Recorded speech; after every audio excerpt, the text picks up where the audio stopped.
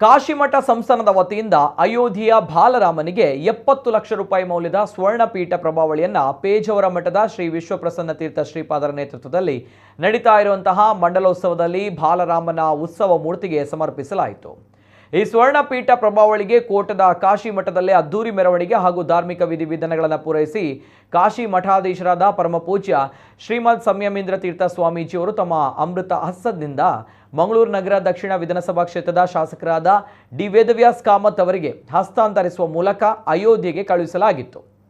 ಮೊನ್ನೆಯಷ್ಟೇ ಕಾಶಿ ಮಠ ಸಂಸ್ಥಾನದ ವತಿಯಿಂದ ಅಯೋಧ್ಯೆಯ ಬಾಲರಾಮನಿಗೆ ಬೆಳ್ಳಿಯ ಪಲ್ಲಕ್ಕಿಯು ಕೂಡ ಸಮರ್ಪಣೆಯಾಗಿರುವಂಥದ್ದು ಇಲ್ಲಿ ಗಮನಾರ್ಹ.